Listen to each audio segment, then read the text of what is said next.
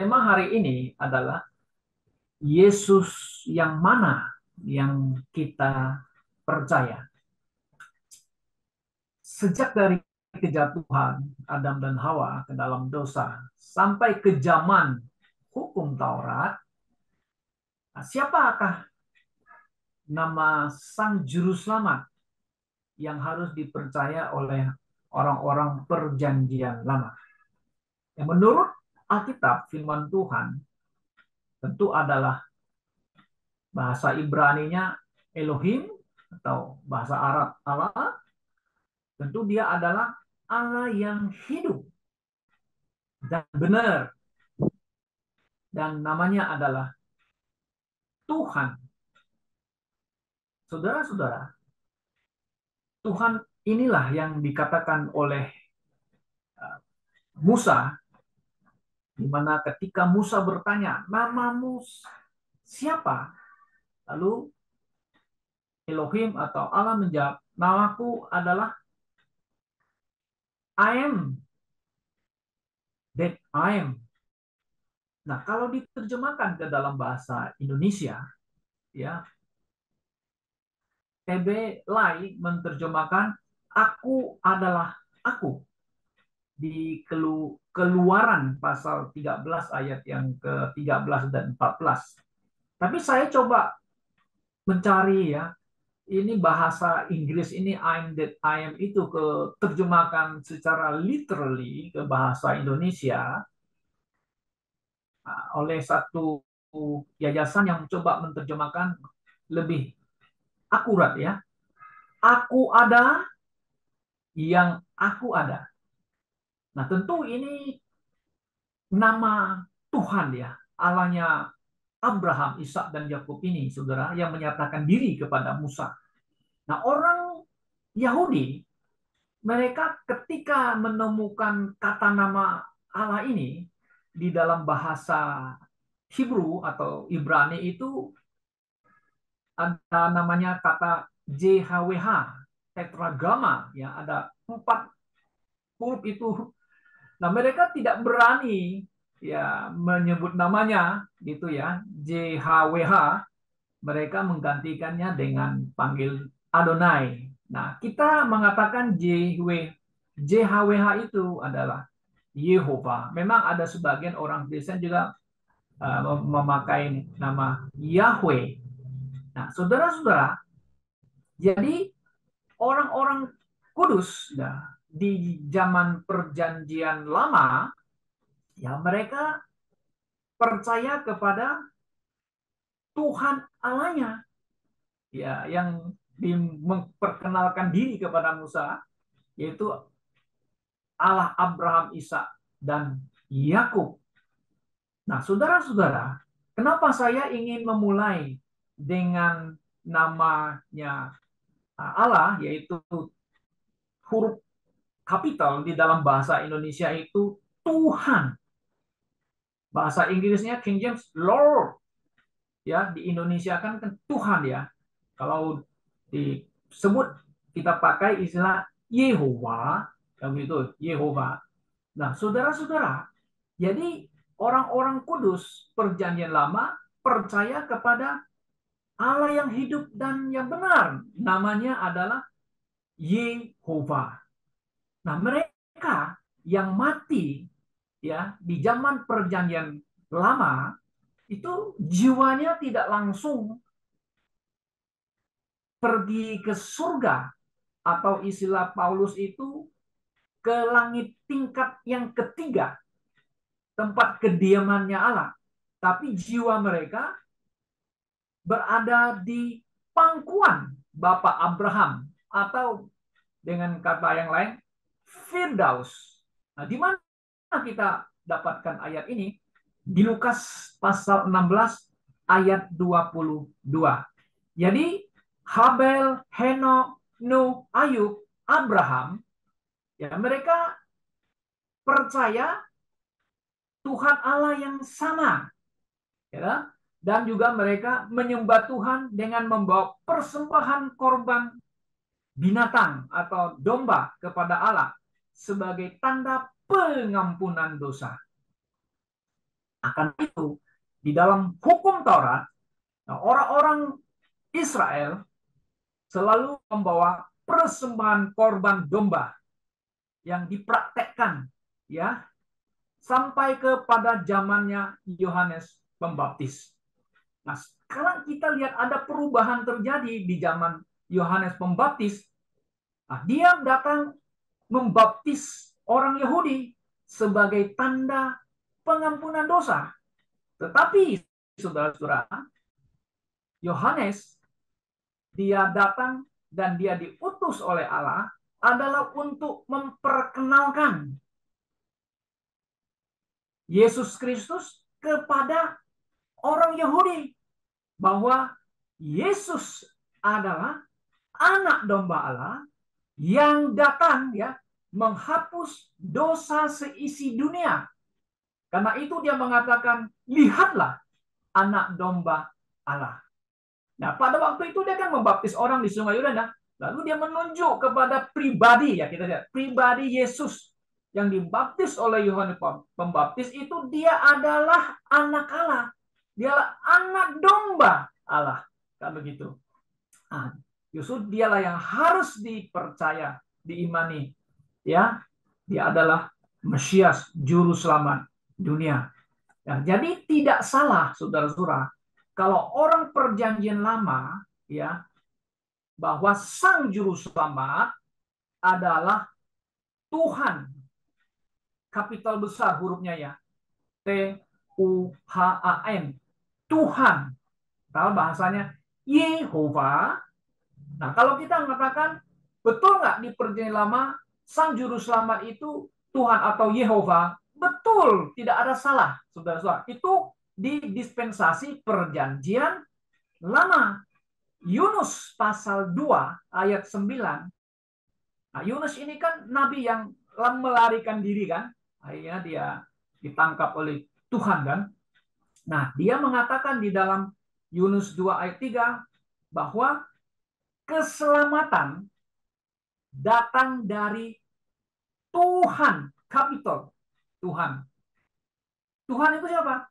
Yehova. Nah, saudara-saudara, pada waktu Tuhan Yesus bangkit dari mati, menampakkan diri kepada murid-muridnya, dan menampakkan diri kepada murid yang sedang berjalan ke Emmaus, satu kampung. Nah, mereka tidak mengenal Yesus. Nah, mereka menceritakan kisah yang terjadi di Yerusalem tentang Yesus yang disalibkan dan yang telah bangkit. Lalu Yesus berjalan dengan mereka. Yesus menjelaskan semua hukum Taurat dan kitab para nabi, ya, yang menyangkut Yesus Kristus sendiri. Dia menjelaskan mereka. Tapi mereka, ya, mungkin ya, mereka sudah mulai terbuka pikirannya, ya, oh, tentang Yesus yang memang harus mati dan harus bangkit kembali. Tapi mereka masih tidak mengenal dia, ya. Nah, jadi di situ Yesus coba menjelaskan dirinya yang tertulis di dalam hukum Taurat dan kitab para nabi, bahwa memang dia harus mati dan dia bangkit. Karena dia adalah Yesus, Mesias, juru selamat dunia. Jadi saudara-saudara yang saya kasih dalam Tuhan, ya, setelah kebangkitan Yesus, saudara, bahwa kita tidak perlu lagi, ya, membawa persembahan korban binatang sebagai tanda pengampunan dosa. Kenapa? Karena Yesus sudah menanggung dosa seisi dunia di dalam tubuhnya di atas kayu salib. Nah, Petrus kemudian mengatakan bahwa adalah kehendak Tuhan setiap orang bertobat dan diselamatkan. 2 Petrus pasal 3 ayat 9. Allah tidak mau manusia satupun binasa, ya, masuk neraka, melainkan mereka boleh datang dan memperoleh hidup yang kekal di dalam Yesus Kristus. Jadi, mereka yang percaya, ya, menerima Yesus, mereka diberikan kuasa menjadi anak-anak Allah. Nah, saudara bisa baca itu di 1 Yohanes, ya. Dan setiap mereka yang percaya memperoleh hidup yang kekal.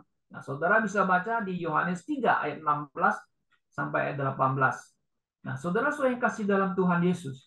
Nah, ini kita lihat di dalam dispensasi anugerah sejak dari kematian Tuhan Yesus, kebangkitannya, bahwa kita diselamatkan karena kasih karunia Allah melalui iman. Nah, iman kita iman kepada siapa? Iman kepada Yesus yang mati, yang bangkit itu. Nah, kita diselamatkan bukan karena perbuatan baik kita, bukan karena usaha kita. Nah, saudara bisa baca di Efesus pasal 2 ayat 8. Nah, ini adalah kabar gembira atau kabar baik. Ya, adalah kita mengatakan Injil. Injil itu kan good news ya, kabar baik. Good news tentang siapa? Tentang Tuhan Yesus yang datang mati di atas kayu salib menanggung dosa manusia. Itu ada good news. Good newsnya Anda dan saya, setiap manusia hanya percaya kepadanya akan memperoleh hidup yang kekal. Ini adalah pernyataan Tuhan Yesus sendiri. Kalau saudara membaca itu di Yohanes pasal yang ketiga, dan juga ada ayat yang lain ya, percaya kepadanya kita memperoleh hidup yang kekal. Nah, setelah Yesus kebangkitan Yesus, maka dia ya mengutus murid-muridnya. Ya, dia mengatakan kepada mereka, engkau ya pergilah, goi, bahasa Inggrisnya goi, engkau semua pergilah. Pergi kemana? Tentu pergi ke seluruh dunia itu ya. Dan ajarlah semua bangsa. Nah, baptislah mereka atas nama Bapa, Putra, dan Roh Kudus. Dan ajarlah mereka melakukan segala sesuatu yang telah kuperintahkan kepadamu. Itu di Matius pasal 28 ayat 19 dan 20. Saudara-saudara, lalu Yesus waktu mau naik ke surga, nah, dia berkata kepada murid-muridnya, ya di bukit di mana mereka berada, karena waktunya sudah tiba, dia harus meninggalkan murid dan pergi kembali ke surga. Lalu dia mengatakan, kamu harus kembali ke Yerusalem ya.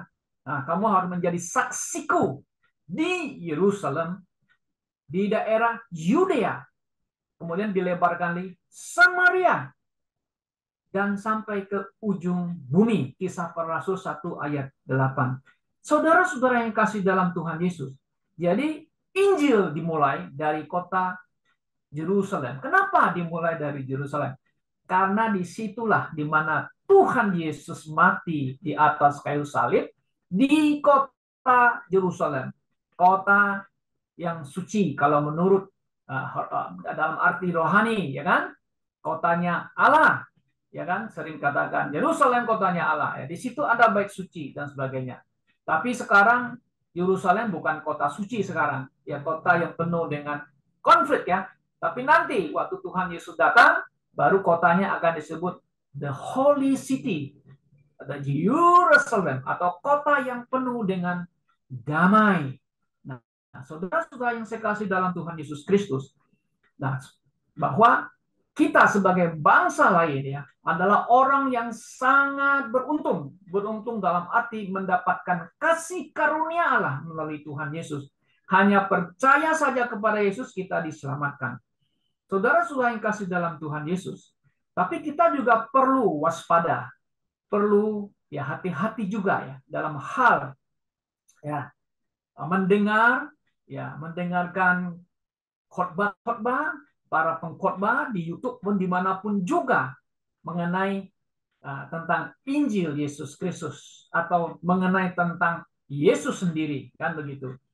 Kenapa saudara-saudara saya mengatakan demikian?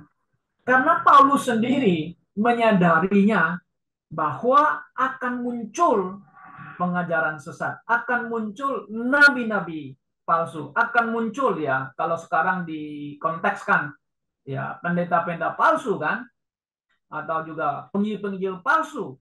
Kenapa? Karena setan turut bekerja, ingin menipu manusia ya di dalam hal pemberitaan Injil. Nah, kenapa? Karena Paulus menulis tadi yang sudah kita baca di 2 Korintus pasal 11 ayat 1 dan 4 itu, Sangat jelas. Paulus mengatakan itu ada Yesus lain, ada Injil lain, dan ada roh lain.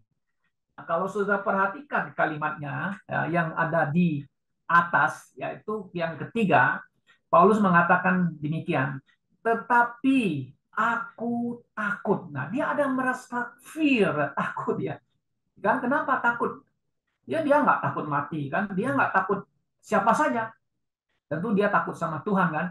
Tapi dia ada rasa takut terhadap orang-orang Kristen. Kenapa? Ayat saudara perhatikan. Kalau sebenarnya pikiran kamu disesatkan dari kesetiaan kamu yang sejati kepada Kristus, sama seperti Hawa diperdayakan oleh ular itu dengan kelicikannya. Ya, kenapa? Nah, saudara, baru kita lihat di ayat yang ayat yang keempat ya. Oke. Nah, sebab kamu sabar saja jika ada orang datang memberitakan Yesus yang lain. Wah, Yesus yang mana? Kan begitu. Daripada yang telah kami beritakan, atau memberitakan kepada kamu roh yang lain daripada yang telah kamu terima, atau Injil yang lain daripada yang telah kamu terima. Wah, jadi ada orang yang memberitakan Yesus yang lain, memberitakan Injil yang lain, dan juga memberitakan roh yang lain. Nah, saudara-saudara yang saya kasih dalam Tuhan Yesus Kristus, ini setan, ini si ular tuh licik sekali ya. Nah, ini memang si ular itu kan simbolisnya kan si iblis.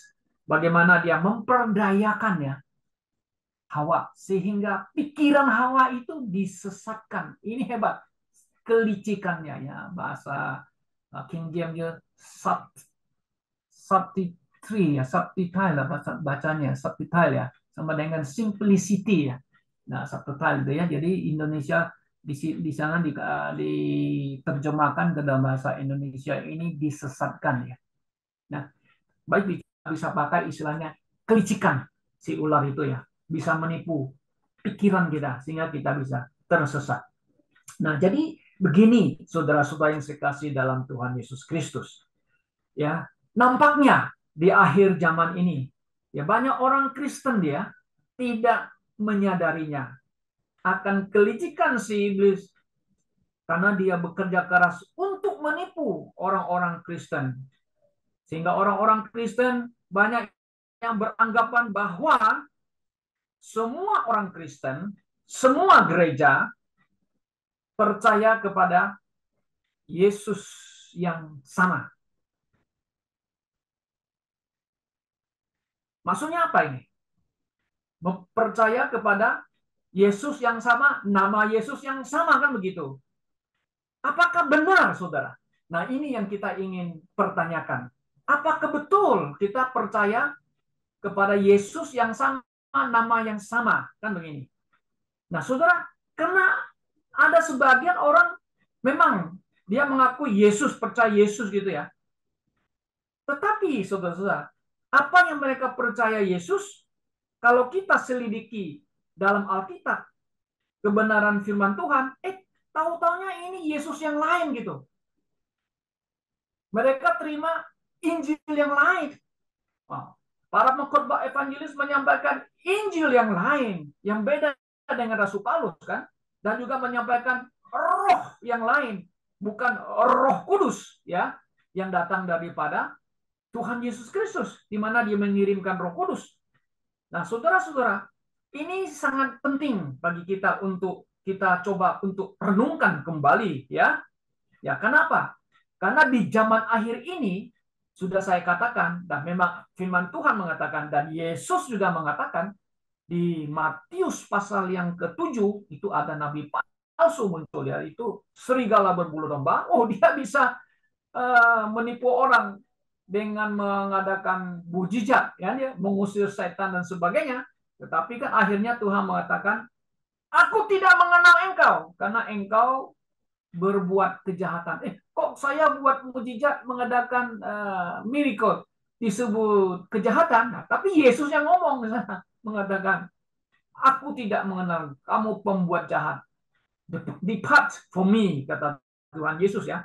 Nah, kemudian di Matius 24 juga ada kan mengatakan tanda-tanda akhir zaman sebelum kedatangan Yesus kan akan muncul kesesatan, akan muncul Mesias palsu, ya, tentu nabi palsu, Mesias palsu, boleh pakai saja apa aja, ya saudara-saudara ya, mereka akan muncul di tengah-tengah gereja, di tengah-tengah orang-orang Kristen kan begitu. Nah ini adalah kebenaran firman Tuhan yang menyatakan kepada kita bahwa akan muncul kesesatan di tengah-tengah gereja atau orang-orang Kristen. Nah, saudara-saudara yang kasih dalam Tuhan Yesus Kristus, ya, kalau kita ya mau belajar juga supaya kita tidak mudah percaya khotbah ataupun penyampaian firman Tuhan, saudara, memang kita harus menyelidiki firman Tuhan. Apakah benar ya apa yang disampaikan dikhotbahkan itu sesuai nggak dengan kebenaran firman Tuhan, sesuai nggak dengan kitab suci kan begitu ya. Nah ini ada satu contoh yang bagus yang bisa kita tiru, yang kita teladani, yaitu di Kisah Para Rasul 17. Ini orang Berea. Nah, orang Berea ini hatinya baik, ya. Dia menerima Paulus dan mendengarkan khotbahnya Paulus, penjelasan Paulus tentang Injil dan tentang Tuhan Yesus, ya. Saya simpulkan demikian, saudara-saudara. Lalu mereka terima. Tetapi tidak terima, hanya terima saja begitu saja. Nah, mereka menyelidiki kitab suci. Apakah yang Paulus ngomong itu, yang sampaikan, yang ajarkan itu benar nggak? Sesuai nggak dengan kebenaran firman Tuhan? Sesuai nggak dengan kitab suci? Betul. Sesuai dengan kitab suci. Nah, jadi orang di sana, orang di Berea menjadi orang yang percaya, yang memiliki iman yang benar, percaya kepada Yesus Kristus yang benar, ya kan? Yesus yang sejati kita katakan ya, Yesus yang mati, bangkit, hidup kembali, kan begitu. Nah, mereka mengatakan, ya, Paulus ajarannya benar. Nah, saudara-saudara yang kasih dalam Tuhan Yesus, di akhir zaman ini, saudara-saudara, bahwa kita lihat ada kecenderungan penyimpangan-penyimpangan kebenaran, yaitu iman. Dari iman yang sejati menjadi iman yang diciptakan oleh manusia karena mereka percaya kepada tradisi dan ajaran manusia atau mengikuti tradisinya gereja. Kenapa demikian? Ya ini terjadi kan saudara-saudara ya, bahwa banyak orang Kristen zaman sekarang ya, mereka mengatakan percaya Yesus. Nah, kita pertanyakan, Yesus yang mana Anda percaya? Ya kan? Karena begini, saudara-saudara, ada sebagian gereja ya tidak percaya lagi Yesus itu true man dan true God, dan tidak percaya lagi Yesus Kristus ya adalah manusia sejati dan Allah sejati gitu. Oh ini realita saudara, banyak gereja yang tidak percaya. Mereka hanya percaya mengatakan Yesus itu hanya manusia saja. Nah, tidak percaya dia punya his deity, dia punya keilahian. Tidak percaya. Ada gereja yang begitu, tidak percaya. Hanya mereka percaya mengatakan Yesus menjadi Allah. Kan begitu. Tidak percaya Yesus, the Son of God, dia adalah juga Allah. Oh, ada gereja yang begitu.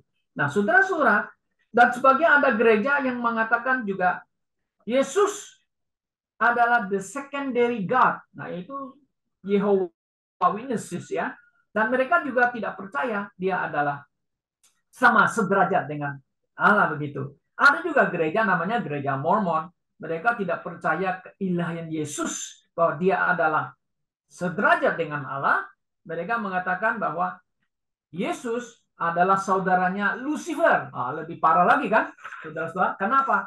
Karena Yesus diciptakan seperti Lucifer diciptakan. Nah, hanya Yesus menangnya di mana? Dia menjadi Allah katanya, menjadi Tuhan. Oh no, kita mengatakan ya bahwa sebelum Yesus menjadi manusia, he is God. He is the Lord. Sama. Tidak ada berubah, saudara. Memang dia datang menjadi manusia sempurna, manusia sejati. Dia bukan diciptakan seperti sebagian gereja menganut faham Arianisme.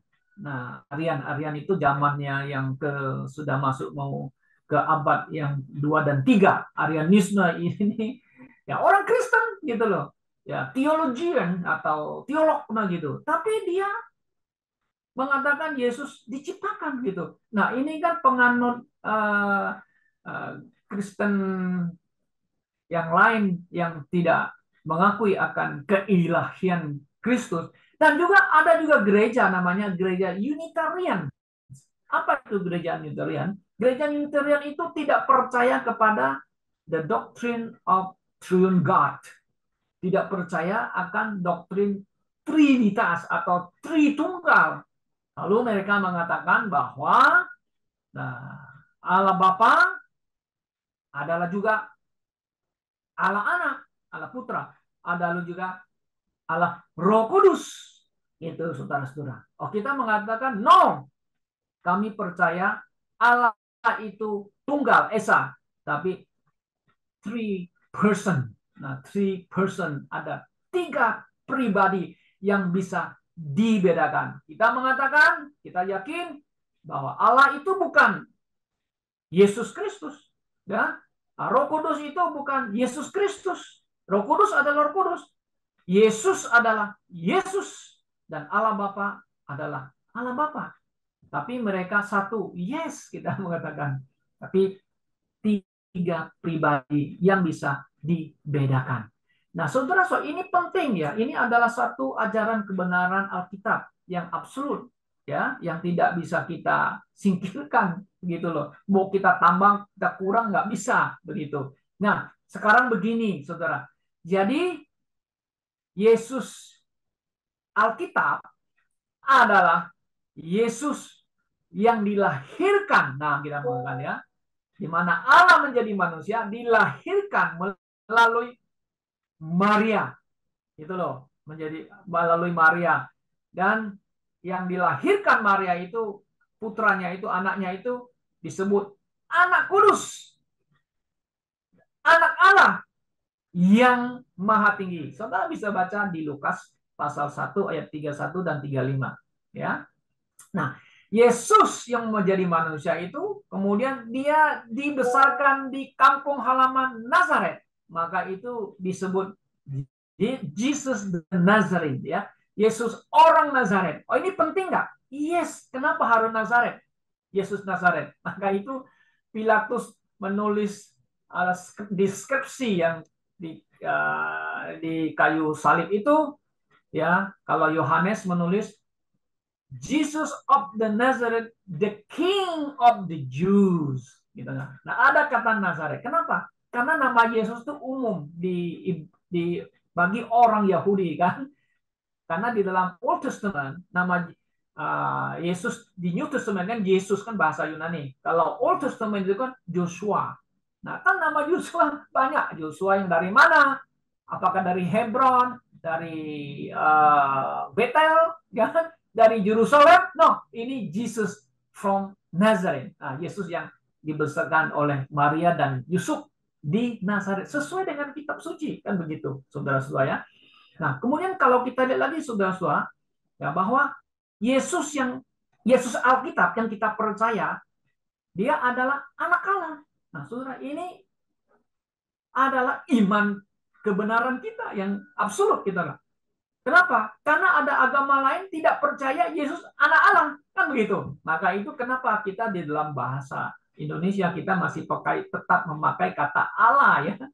Ya, memang di sana kan ada orang juga pakai nama Allah, ya. Tapi Allah kita punya anak namanya Yesus Kristus, kan begitu.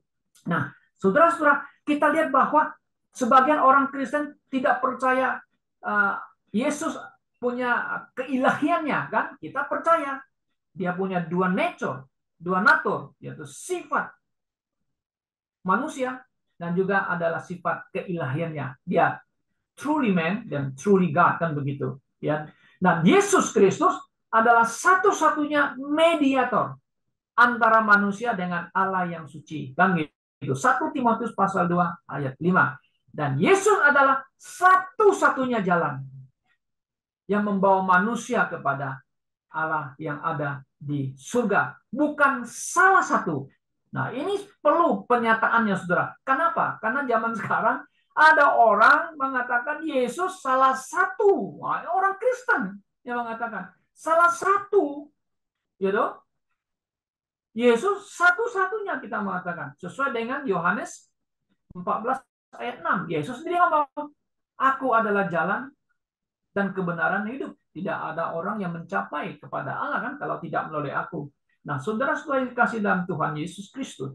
Jadi kita lihat bahwa Alkitab banyak mengatakan bahwa Yesus Alkitab, He is a God. Ya, kita mengatakan dia adalah Tuhan gitu. Dia bukan menjadi Tuhan ya, tapi dia adalah Tuhan gitu. Semenjak sebelum dia datang ke dunia, dia adalah Allah dan dia adalah Tuhan gitu. Nah, sudah kalau kita lihat pernyataan Thomas, nah ini Thomas ragu-ragu. Nah, ini orang Kristen banyak yang seperti Thomas itu ragu. Sampai hari ini ya, Thomas tidak akan mau percaya sebelum bertemu dengan Yesus kan dia you ngomong Yesus sudah bangkit kami melihat aku tidak mau percaya katanya sebelum aku melihat dan memegang rusuknya di tombak dan melihat tangannya itu aku nggak mau percaya ke Thomas ya saudara. Kemudian berikutnya Yesus menampakkan diri kepada murid-murid. Nah, ini muridnya komplit, murid ini termasuk ada Thomas itu. Yesus apa yang datang? Dia bilang, Thomas! Dia cari Thomas. Dia tahu si Thomas si ragu-ragu itu. Dia langsung ngomong sama, Thomas! Mana tanganmu? Lihat, raba rusukku. Lihat tanganku yang ada bekas paku itu. Kan, ya, biasa kan kalau kita kena luka kan masih ada paku. Ada bekas ya. Bekas paku. Ya, percaya. Lihat, raba. Raba rusukku. Yohanes 20 mengatakan di dalam ayat 28. Thomas berkata, apa yang dia katakan? Ya Tuhanku, ya Allahku. Itu di Yohanes. Ya saudara, saudara bisa lihat itu di Yohanes ayat Yohanes 20:28. Ya Tuhanku dan Allahku. Bahasa Inggrisnya apa? Coba saudara perhatikan dalam King James Version ya. Ayat 28 ya. Dia mengatakan apa? My Lord and my God. Wow. Tapi ayat yang ke 29 apa Yesus katakan? Thomas, katanya kan, karena engkau telah melihat aku, maka engkau percaya. Berbahagialah mereka yang tidak melihat, namun percaya. Puji Tuhan. Saudara pernah ketemu Yesus? Saudara pernah melihat Yesus? Sekarang banyak orang, aku ketemu Yesus. Yesus yang mana? Iya, Yesus yang gondrong, yang cakep mukanya, yang seperti yang ada gambarnya di gereja. Itu Yesus ya? Itu bukan Yesus kita, saudara. Harus kita ingatin ya kepada anak-anak kita. Jangan terkecoh dengan foto atau lukisan itu. Sejak Yesus naik ke surga, tidak pernah satupun orang sekarang. Apakah gereja bapak gereja zaman dulu pernah nggak ketemu Yesus? Nggak pernah, nggak ada.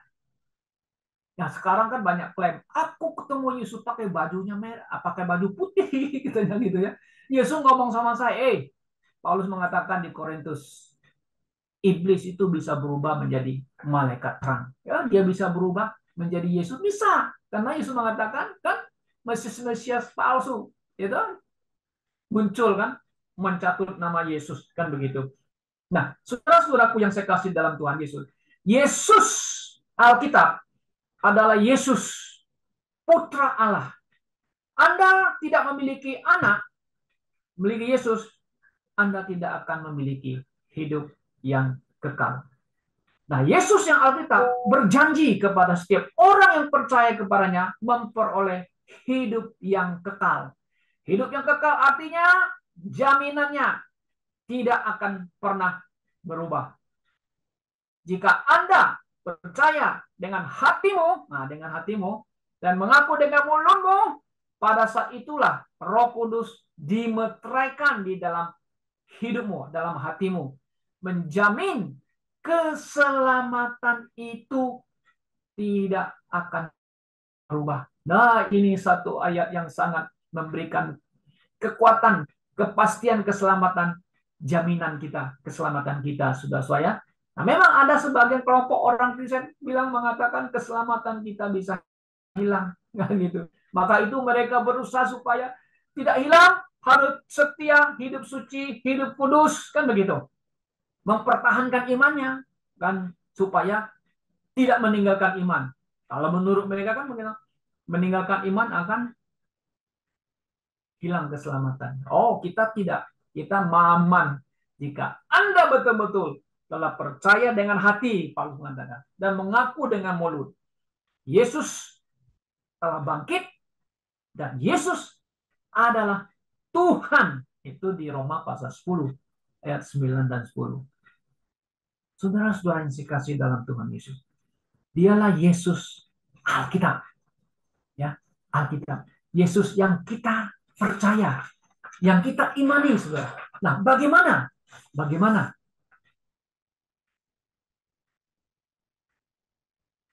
supaya kita orang-orang Kristen tidak salah percaya kepada Yesus Kristus?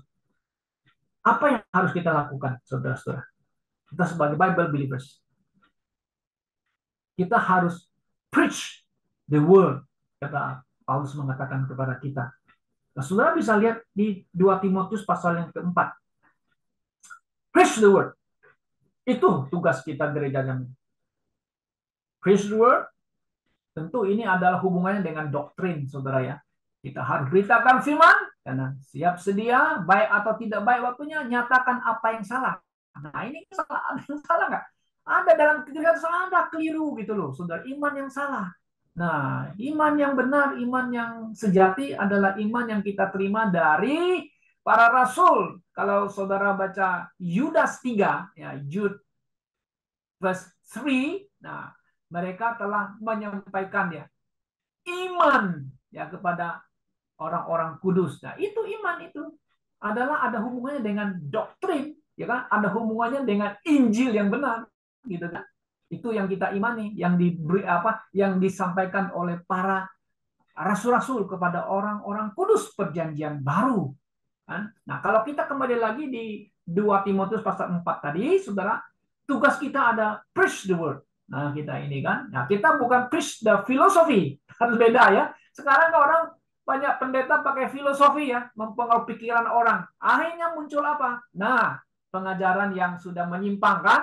Maka kalau di Filipi yang mengatakan ya kita harus waspada tentang filsafat, ya, filosofi, filsafat di Kolose pasal 2 ayat 8. Kita perlu waspada, ya. Nah, kita lihat lagi di 2 Timotius pasal 4, saudara mengatakan bahwa kita harus preach the word ya. Terus apalagi? Coba bisa ditampilkan Darwin kembali di yang 24 itu. Oke, beritakan firman, siap sedia, baik atau tidak baik waktunya, nyatakan apa yang salah. Nah, gitu. Tegurlah dan nasihatlah dengan segala kesabaran dan pengajaran, gitu ya. Itu tugas gereja kita ya, tugas kita orang percaya. Karena akan datang katanya, waktunya orang tidak dapat lagi menerima ajaran sehat. Tapi mereka akan mengumpulkan guru-guru. Nah, guru-guru ini bisa kita aplikasikannya, pengkhotbahnya, guru Injilnya, pendetanya kan itu. Menurut kehendaknya untuk memuaskan keinginan telinganya. Mereka akan memalingkan telinganya dari kebenaran. Perhatikan, kebenaran absolut itu adalah Alkitab ya, firman Tuhan. Dan membukakan bagi dongeng. Nah, timbullah dongeng-dongeng cerita-ceritanya. 5. Tapi kuasailah dirimu dalam segala hal. Sabarlah menderita. Lakukanlah pekerjaan pemberita Injil. Dan tunaikan tugasmu. Tugas pelayanmu. Saudara-saudara yang saya kasih dalam Tuhan Yesus. Ya, kita harus tetap konsisten. Beritakan firman. Tentu juga beritakan iman yang benar. Kan? Iman sejati yang kita dapatkan dari para rasul kepada kita. Ya, kita harus mempertahankan iman itu bukan untuk selamat ya, tapi supaya generasi berikutnya bisa terima iman yang benar. Terima Injil Yesus Kristus yang benar, sehingga mereka diselamatkan, saudara-saudara. Nah, kita memang khawatir nggak seperti Paulus? Yes, pada zaman sekarang kita lihat gereja-gereja berteriak, Yesus, Yesus, Yesus, Yesus. Ya sambil goyang-goyang, sambil bernari-nari, seperti Daud menari-nari. Kalau roh Allah turun, seperti Daud menari, sambil goyang-goyang tuh. What is wrong? No? Apa yang terjadi itu? You worship God, you worship through Jesus Christ or not? Ini kita harus pertanyakan. Mari kita kembali ke firman Tuhan. Back to the scriptures. Nah, back to the Bible. Mari kita gali, mari kita belajar. Betul nggak apa yang mereka lakukan? Kita bisa nilai hanya melalui study to show the self approved unto God. Oke? Okay? A workman need not to be ashamed, but apa? Rightly dividing the word of truth. Bahasa Indonesianya studi, nggak ada di bahasa TB Alkitab ya, hanya King James Version ada. Study, study. Rightly dividing firman Tuhan kebenaran dibagi-bagi, dipilah-pilah supaya kita bisa ngerti kebenaran firman, supaya kita tidak jadi orang Kristen yang bingung percaya Yesus yang mana. Bagi kita, kami percaya Yesus Alkitab sesuai dengan kebenaran firman Tuhan. Saudara-saudara, apakah saudara sungguh-sungguh telah percaya dalam hatimu dan mengaku dengan mulut Yesus Kristus? Kiranya Tuhan menolong kita. Amin. Mari kita berdoa.